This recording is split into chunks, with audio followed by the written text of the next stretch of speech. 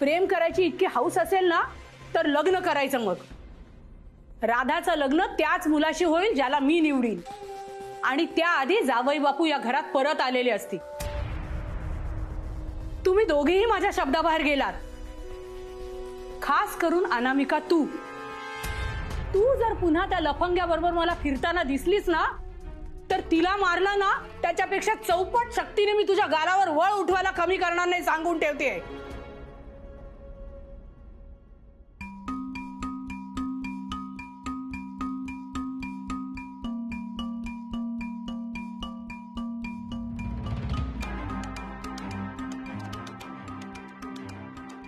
याला तर लफंग नाही निर्लज्ज नाव ठेवायला हवंय. काल झाला तो प्रकार कमी पडला का तुला तर तू आता परत इथे आलायस. पण मी तुला सांगून ठेवतेय जोवर मी या घरात आहे तोवर तुला इथे पाऊल देखील टाकू देणार नाहीये.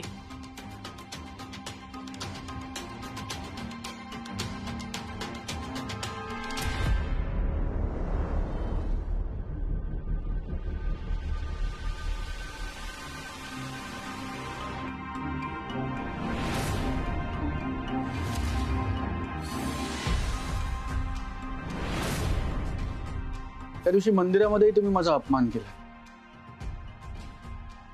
मला निर्लज्ज म्हणताय, फसवा म्हणताय, नालायक म्हणालात, ठग म्हणालात. मी त्या दिवशी तुमच्या वयाचा मान राखून ऐकून घेतला आणि आत्ताही ऐकून घेतो.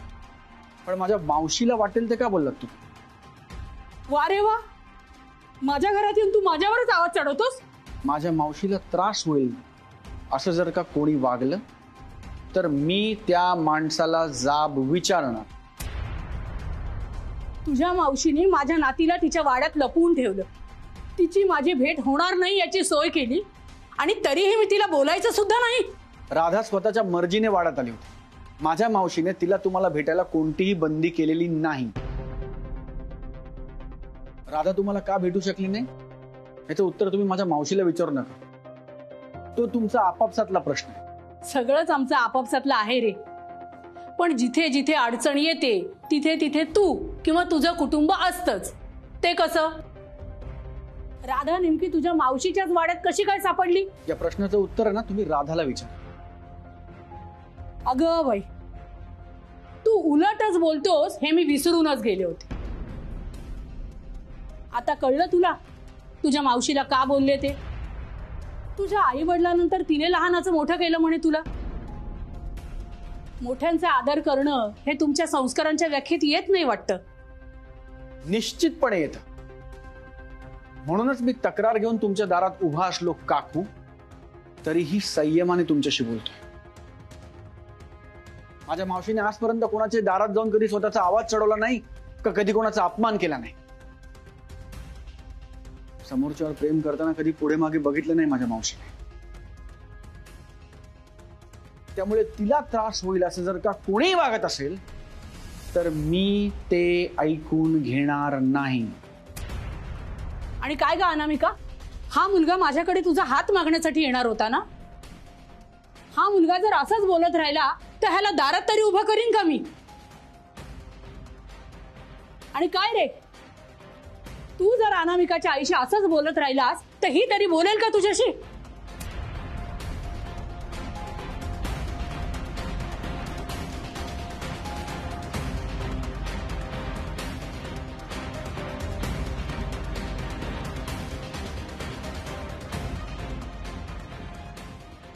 सौरभ, प्लीज शांत हो. आईच्या वतीनं मी माफी मागते.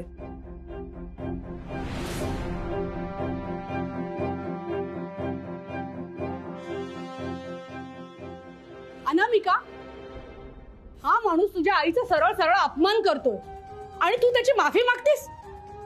छान. या घरात मी माझ्या नाती आणि मुलीसाठी आले होते. माझ्या मताने तरी मी त्यांच्या भल्यासाठी झटत होते. पण तुमचं काहीतरी वेगळंच सुरू आहे. माझ्याबरोबर मतभेद आहेत इथपर्यंत ठीक आहे, पण तू सरळ सरळ एका परक्या माणसासमोर तुझ्या आईची बाजू घ्यायला कचरतेस.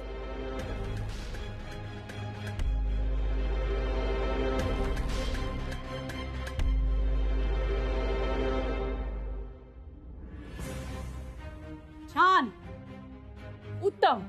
कावेरी बाई, तुमच्या इथे असण्याला काही प्रयोजनच उरलं नाहीये आता. कशासाठी थांबायचं इथे? चला निघा.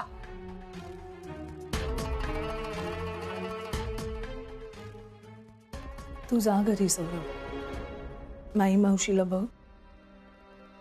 मी बोलते आईशी.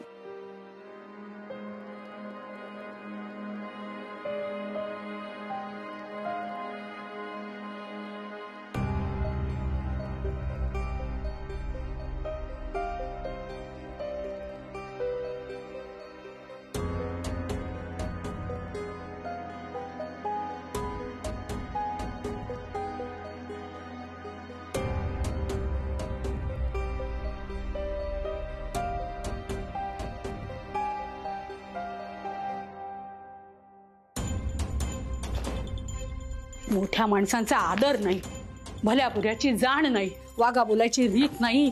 कधी कोणी ह्या दोघींवर काही संस्कार केले नाहीत, असंच वागायला लागल्या दोघी जणी. ज्याचं भलं करायला जावं ना, त्याची पारख नाही का जाणीव नाही. नुसता वेड्याचा बाजार करून ठेवलाय सगळं घर. कावेरी, इतक्या लांब स्वतःचा अपमान करून घ्यायला आलीस का तू? एकही क्षण थांबायचा नाही आता.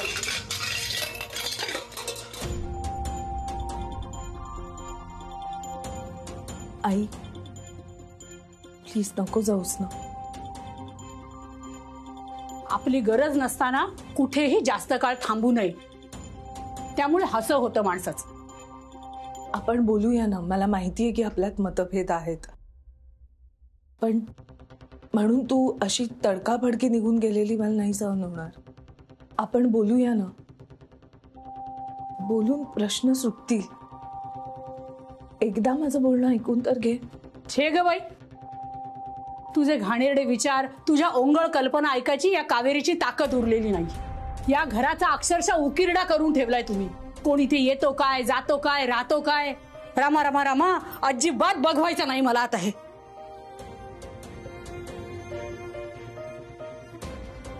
तुला खरंच असं वाटतं? इतकी हाताबाहेर गेलीये का मी? माझं भलं, माझी काळजी काहीच कळत नाही का मला? त्या परक्या पुरुषाबरोबर गाडीत बसून गावभर फिरलीस तू. घरी आल्यावर 2 तांबे पाणी तरी घेतलंस का डोक्यावर? तुझ्यामुळे घरात आता गंगाजल शिंपण्याची वेळ आणू नकोस माझ्यावर तू. आई ऐक ना ग, प्लीज. आपण एकदम असं नको करू साई. तेवढं सोड. थांब, आपण बोल.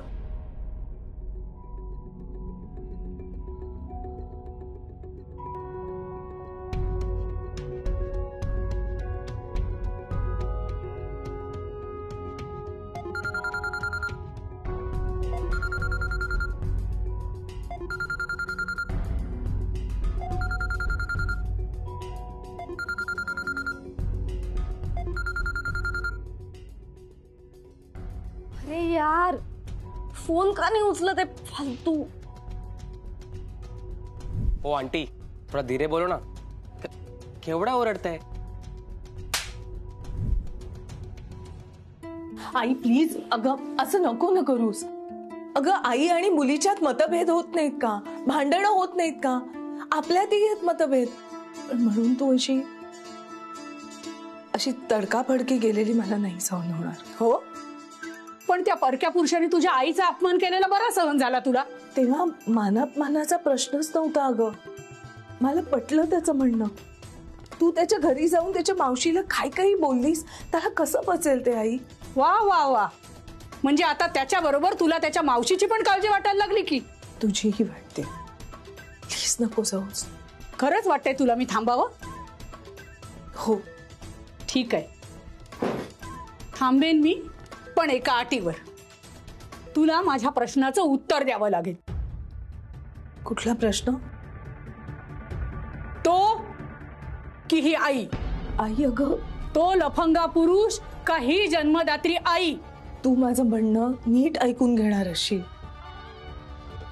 तर मी मोकळेपणानं बोलेन तुझ्याशी. तो फसवा पुरुष की तुझं आयुष्य सावरायला आलेली ही आई?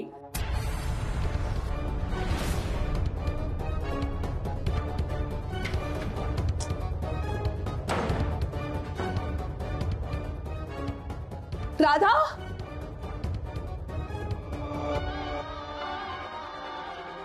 राधा, मला राधा, दार उघड बाळा, मला बोलू दे तुझ्याशी. राधा, काय झालं ग? आई, आई तू थांब ना 2 मिनिटं, मला बोलू दे ना तुझ्याशी. पण मला तुझ्याशी काहीही बोलायचं नाहीये. अगं आई थांब जरा. राधा, राधा आईशी बोल प्लीज. दार उघड बाळा, का रडतीये सांग ना मला. मम्मा मला नाही बोलायचं यार, जस्ट गिव्ह मी माय स्पेस. अगं पण तुम्हा माय लेकींचा तमाशा उरकला असेल तर किमान एक रिक्षा तरी आणा आईसाठी आनंद का. राधा बाळा प्लीज दार उघड ना, प्लीज आईशी बोल. आई, आई तू थांब, मी आले, मी येतेच आहे खाली. ही कावेरी समर्थ आहे चालत जायला. राधा, राधा बाळा सगळं सगळं नीट होणार आहे. तू रडू नकोस प्लीज. तू 2 मिनिटं थांब, मी आजीला बघून आले. ओके राधे. मम्मा यार थोडा वेळ मला एकटीला सोड ना. माझं डोंट बॉदर मी यार. आई, आई प्लीज ग, प्लीज थांब, प्लीज थांब. इतके दिवस मी इथे होते तर कशाला ही बाई इथे राहिली असाच मनात विचार करत होतीस ना. आता कशाला ही थांबवायची नाटकं. नाटकं नाहीत ग, होतो त्रास तू आल्यानंतर.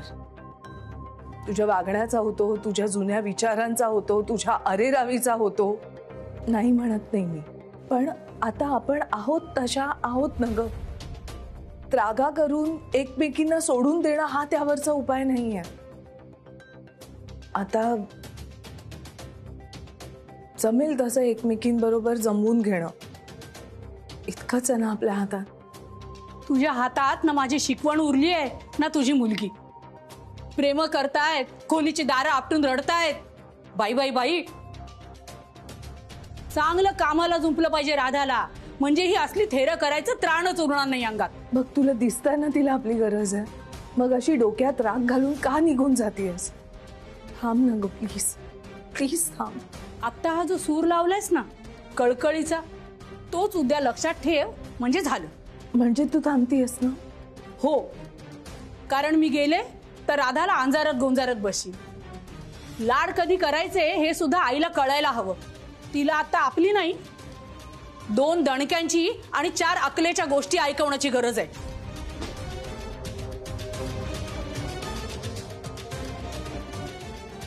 तू कुठे येतेस?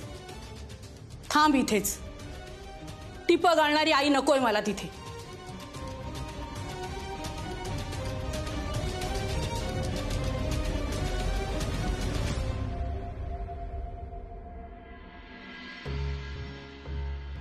भाच्या बरोबर राहता म्हणजे स्वतःचं मूलबळ नसेलच तुम्हाला. आईची माया लावणं आणि आई असणं यात फरक आहे. तुम्हाला स्वतःचं मूल नाही ना, म्हणून तुमच्या राज्यात असा हलगर्जीपणा चालतो. वाया गेलं तर काय, दुसऱ्याचंच मूल आहे, आपलं थोडी आहे. काय फरक पडतो.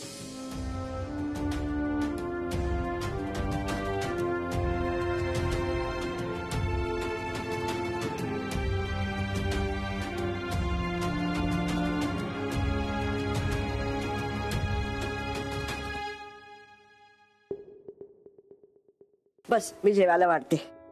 बस बस, मला भूक नाही. अरे झालं ते झालं, अन्नावर कशाला राग काढायचा. मावशी सॉरी, मी या सगळ्यामध्ये पडायला नको होतं. जेव्हापासून मी माझ्या संसाराचा विचार सुरू केला ना, काही ना काहीतरी होतच आहे, काही ना काहीतरी बिनसत आहे. मला जर हे सगळं तुला त्रास होऊन मिळणार असेल ना, तर मला नको ह्यातलं काही. वेडायस का? मला त्रास होईल असं कुठे तू काय केलंयस? उलट स्वतःच्या सुखाचा विचार करतोय, याचाच मला आनंद होतोय. कुठे काय नीट होत. अरे होईल रे, सगळं मनासारखं व्हायला हवं असं म्हटल्यानंतर लगेच होतं असं थोडंच आहे. अरे प्रत्येक गोष्टीला काहीतरी वेगळा वेळ लागतो. मनासारखं व्हायला अडचणीला सामोरं जावं लागतं, आणि सगळं हे होतं म्हणून तर नंतर येणाऱ्या सुखाची चव अनुभवता येते, मजा अनुभवता येते. कळलं ना? अगं पण मेन काही नाही. हे बघ, मला आता जे काही झालं ना त्याचा काही त्रास झालेला नाही रे. झाला त्रास पण तो तेवढ्या पुरताच होता. मला तुझ्या भविष्याचे वेध लागले. तुला सुखात बघायची गाई झालीये, तेच डोक्यात ठेव. आणि हे बघ, आता इथे जास्त रेंगाळत राहू नकोस. जा, जाऊन तिला फोन कर, अनामिकाला फोन कर. अरे बोल जरा तिच्याशी, तिला बरं वाटेल, तुला बरं वाटेल. जा. मी कुठेही जाणार नाही. हा आपला वेळ आहे आणि हा मी इथेच बसून घालवणार आहे. मग बस म्हातारीशी गप्पा मारत. अरे बस म्हटलं आणि बसला. वेडा आहेस का? जा ना तिच्याशी बोल. मी नाही. जा जा म्हणून सांगते, जा.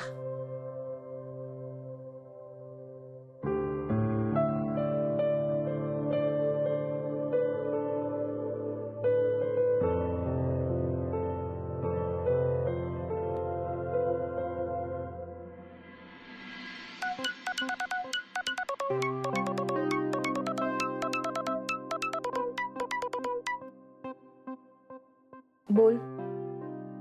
सॉरी. सॉरी म्हणायला तू काहीच केलं नाहीयेस. मी तुमच्या आईशी असं बोलायला नको होतं. ते माई मावशी बद्दल बोलल्या म्हणून मी जरा जास्तच बोललो. मी असा आवाज चढवायला नाही पाहिजे होता. काही चुकीचं बोलला नाहीस. आई तिथं वाड्यात येऊन फार वाईट वाईट बोलली असेल. सोड ना तो विषय. मिस अनामिका, सगळं ठीक आहे ना? हो, उत्तम. तुमच्या मागे कसला तरी आवाज आला. हो का? हा, ते आईचं काहीतरी खाडखूड चालू असेल, आवरावर करत असेल. तुम्ही खोटं बोलताय ना माझ्याशी? मला वाटतं आपण दोघांनी एकमेकांशी तरी खरं आणि स्पष्ट बोलायला हवं. या सगळ्यामध्ये आपण दोघं तरी एकमेकांसाठी खंबीरपणे उभे राहूया. जे असेल ते एकमेकांशी स्पष्टपणे बोलूयात प्लीज. नट्या, सांगा ना काय झालं? काही नाही. नको ना परत परत तोच विषय. तुम्ही असं पर्क करणार आहात का मला? तू काय रे लगेच इमोशनल होतोस?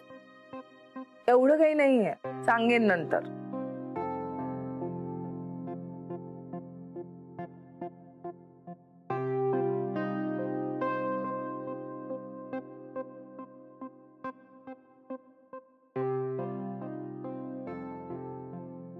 आई तर आहेच, आणि आता हे राधा नावाचं वादळही तिकडे गेलंय.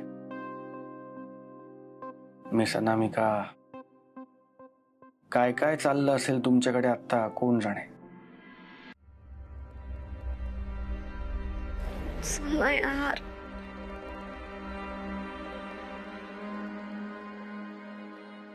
राधा, ए राधा, राधा, राधा, ए राधा, राधा. आई आई ऐक ना, तू प्लीज तिला थोडा वेळ दे ना प्लीज. आई, तू तिला वेळेत शिस्त लावली असतीस ना तर हे असले दार बंद करून बसण्याचे प्रकार तिने केलेच नसते. आमच्या वेळेला बरं होतं बाई. हे असल्या वेगळ्या खोल्या नव्हत्या की आमच्या डोक्यात इतकी हवा नव्हती. आई काय ना, ती आधीच डोक्यात राग घालून घेणारी आहे. हे सगळं ऐकून ती अजून अपसेट होईल. हे ऐकू जायला नको तिला. तू चल, आपण खाली जाऊन बोलूया. ये. तू तुझ्या निर्लज्ज मित्राबद्दल तिला सांगितलंयस का? त्याचं नाव सौरभ आहे. ते जे असेल ते. तुझ्या आणि त्याच्या प्रेम प्रकरणाबद्दल सांगितलेस का तिला? ते सांग. छान. म्हणजे माझ्या विरोधात तुम्ही दोघी एकमेकींची सर्रास बाजू घेता, पण तुमचंच काय चालू आहे ते मात्र तुम्हाला एकमेकींना ठाऊक नाही. वा, मी बघतेच आता राधा कशी बाहेर येत नाही ते. आई ऐक ना, अगं माझं आणि सौरभचं नातं हा फार नाजूक विषय आहे तिच्यासाठी. ती आधीच डोक्यात राग घालून घेणारी आहे. ही वेळ, ही पद्धत नाहीये तिला सांगण्याची. ते तू नको मला शिकवूस. आई प्लीज, आईचं नवीन नातं पचवणं फार कठीण जाणार आहे तिला. हे मला मला माझ्या पद्धतीनं करू देशील? जे सत्य आहे ते माझ्या नातीला कळायलाच हवं. आत्ताच्या आत्ता. राधा, राधा. आई, मी लवकरात लवकर बोलते ना तिच्याशी. राधा, दार उघड ग. तुझ्या आईचं काय चाललंय बघ. आई मी आजच्या आज बोलते हवं तर, पण हे तिला माझ्याकडून कळू दे प्लीज. राधा उघड दार लगेच. आजी मला नाही बोलायचंय कुणाशी आत्ता. बघ बाई, तुझ्या आईबद्दल मी तुला अशी एक गोष्ट सांगणार आहे जी तिने तुझ्यापासून लपवून ठेवली आहे. ती कळली ना तर तुला इथे एक क्षणभर सुद्धा थांबायची इच्छा व्हायची नाही. का करतेस तू हे? काय लपवलंय तिने? तुला तुझ्या तोंडाने सांगायचं होतं ना, मग सांग. का मी सांगू? राधा बाळा, मला बोलायचं तुझ्याशी, पण प्लीज मला थोडा वेळ हवाय. मम्मा जे काही असेल ते आत्ता आणि लगेच सांग. तुझ्या आईला एक मित्र आहे सौरभ नावाचा. हो माहितीये. मग हो, पण तो तिचा फक्त मित्रच नाहीये हे माहितीये का तुला? म्हणजे त्या दोघांचं प्रेम प्रकरण चालू आहे.